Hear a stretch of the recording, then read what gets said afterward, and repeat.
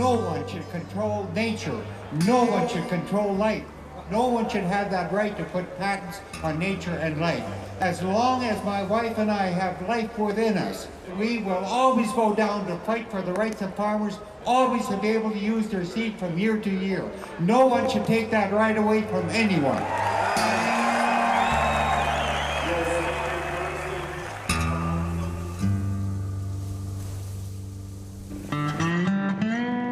Percy Schmeisser operates a 650-hectare farm which his grandparents, immigrants from Bavaria and Austria, cultivated 100 years ago.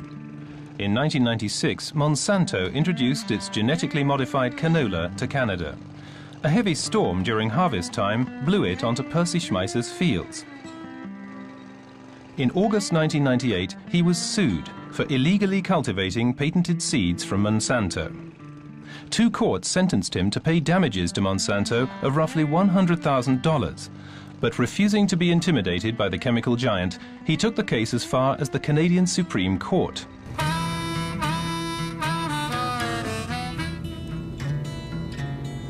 Farmers here are very fierce, independent people because they had to be. They left their homeland 100 or 75 years ago to come to a new country.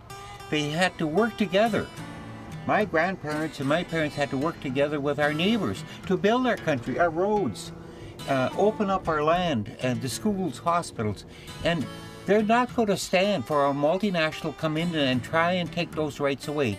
And if the government will not help us or protect us, the farmers themselves will protect themselves and say to a company, enough is enough, we will not take any more from you.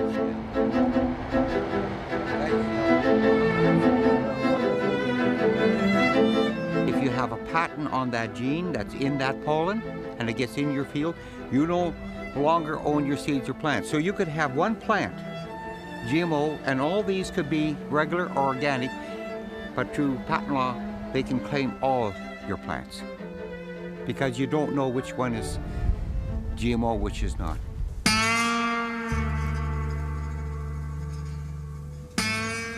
It was scary at times. You just never known. And the phone calls, you know, where there'd be somebody on the line saying, you better watch it, they're going to get you. So it was pretty scary, and I was very concerned when I was gone that something would happen to her. And when they would watch us, especially in our own house here, they watched days on end every move we made from our house and for our office where we used for the land. I felt like I was a prisoner in my own home. They did everything to bring us down financially and mentally. And that's what they're doing, is to mentally and financially break people. They are totally ruthless. They have no ethics, they have no morals. It's the bottom line.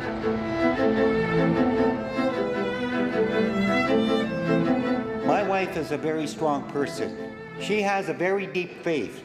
And many times she has said to me, she believes that she prayed more at night than what she slept. And many times I would wake up at night and think, my God, what am I doing to my wife and my family?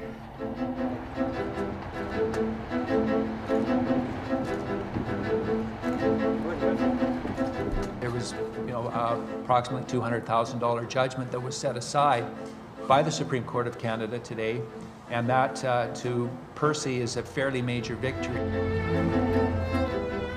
Well, I really feel that the fact that I can save my farm, save my home without paying the cost to Monsanto, I was looking at a $200,000 bill.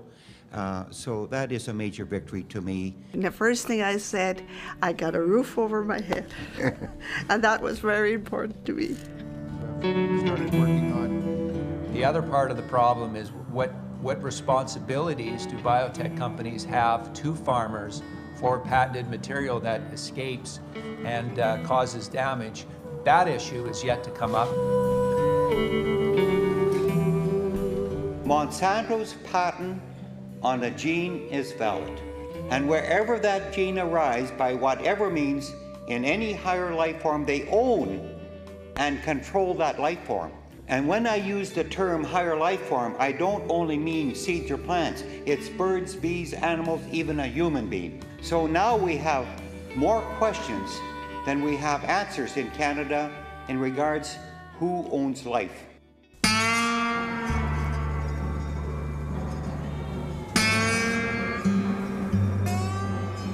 Percy and Louis Schmeisser have given the world a wake-up call. The jury honors the Schmeissers for their courage in defending biodiversity and farmers' rights and challenging the environmental and moral perversity of current interpretations of patent laws. It is with very great pleasure that I present the 2007 Right Lively Award to Percy and Louis Schmeisser.